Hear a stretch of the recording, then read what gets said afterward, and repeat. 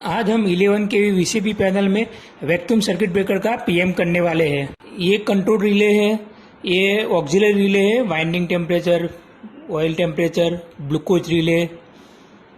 ये मल्टीमीटर है जिसमें वोल्टेज एम्पियर सब दिखाता है। ये मास्टर ट्रिप है, ये वीसीबी को ट्रिप करता है। ये रोटरी स्विच है, ब्रेकर को ऑन ऑफ करने के लिए है। ये इमरजेंसी स्टॉप है। आइए हम अब कंट्रोल पैनल को ओपन करके देखते हैं। देखो ये पूरा कंट्रोल पैनल है जिसमें कंट्रोल वायरिंग किया गया है और इसके अंदर हीटर और पावर पैक भी लगाया गया है। और ये नीचे के हिस्से में वैक्यूम सर्किट ब्रेकर रहता है और ये ऊपर का कंट्रोल पैनल रहता है। इस तरीके का ये पूरा पैनल का कंस्ट्रक्शन है। अभी हमने शट डाउन लिया है, इसके लिए मेन पावर पूरा बंद है, तो हम ब्रेकर को मैन्युअली ट्रिपिंग रॉड का यूज करके ब्रेकर को ट्रिप करेंगे। देखो ब्रेकर बंद हो गया। अभी हमको ब्रेकर रैक आउट करना है, तो उसके लिए एक पैनल की लगेगा, उससे हमको ये होल में लगा के वो रैक आउट का पॉइंट ओपन करना है। फिर बाद में एक दूसरा लीवर लेना है और उसको रैक आउट होल में लगा के उसको घुमाना है। जैसे हम घुमाएंगे तो ब्रेकर हमारा रैक आउट होगा, मतलब कि जब ब्रेकर लगा है वो अंदर से बाहर आएगा।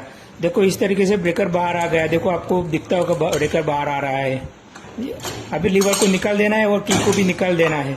उसके बाद हमको जो कवर है उसके सारे नट बोल्ट इस तरीके से निकाल देना है।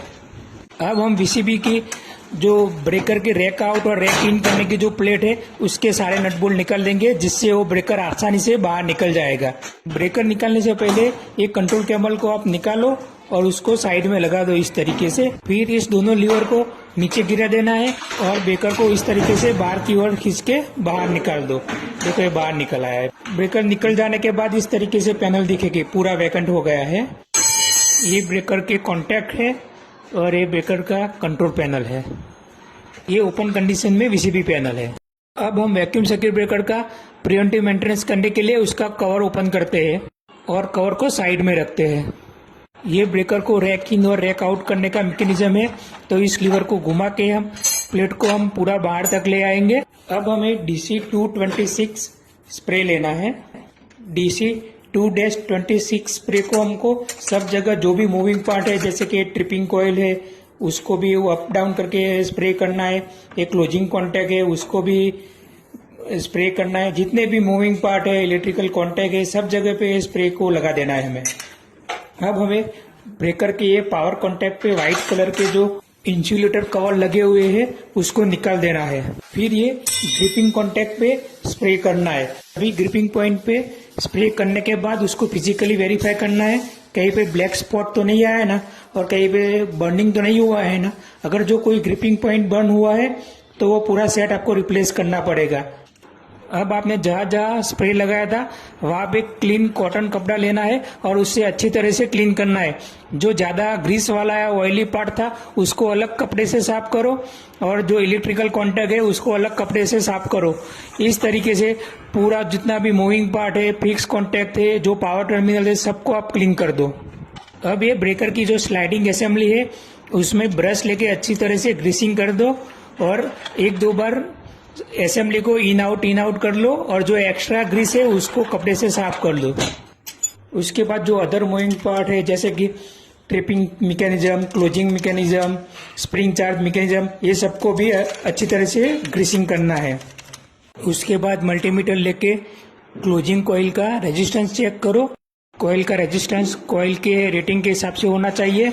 उसके बाद ट्रिपिंग कॉइल का रेजिस्टेंस मेजर कीजिए, उसका रेजिस्टेंस कॉइल की कैपेसिटी के हिसाब से होना चाहिए।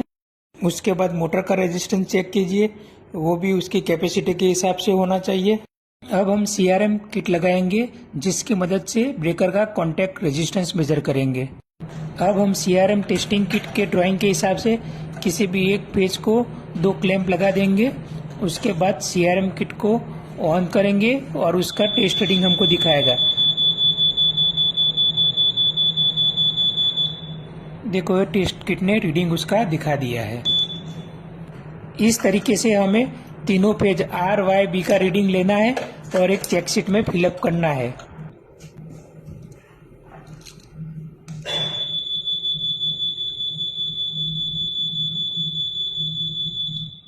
ये तीनों पेज का रीडिंग हमने ले लिया।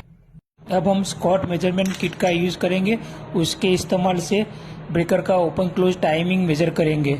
उसके लिए अब हम ड्राइंग के हिसाब से ब्रेकर के कुछ वायर ब्रेकर के दोनों टर्मिनल में लगा देते हैं। उसके बाद ड्राइंग के हिसाब से हमको ब्रेकर के क्लोजिंग कॉइल और ट्रिपिंग कॉइल को सप्लाई देना है, और दूसरा जो हमारा जो मास्टर रिले रहता है उसको भी हमको उसके लाइन में कनेक्ट करना है।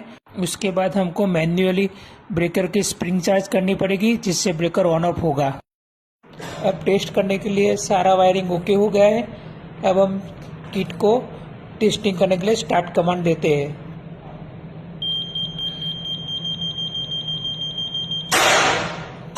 अब जो रीडिंग आया वो हमें चेकशीट में नोट करना है।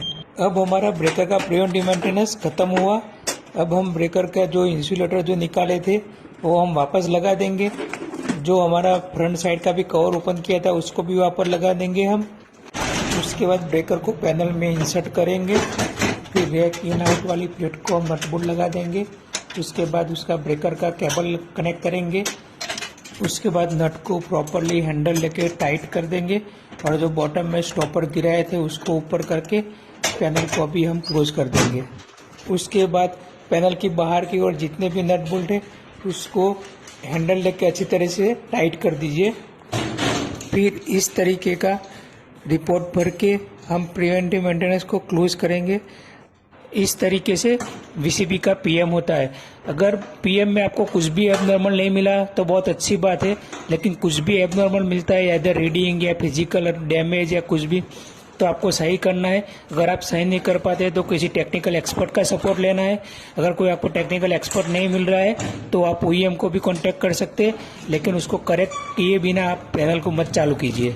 अगर ये वीडियो आपको अच्छा लगा हो तो वीडियो को लाइक कीजिए और चैनल को सब्सक्राइब कीजिए। थैंक यू, धन्यवाद।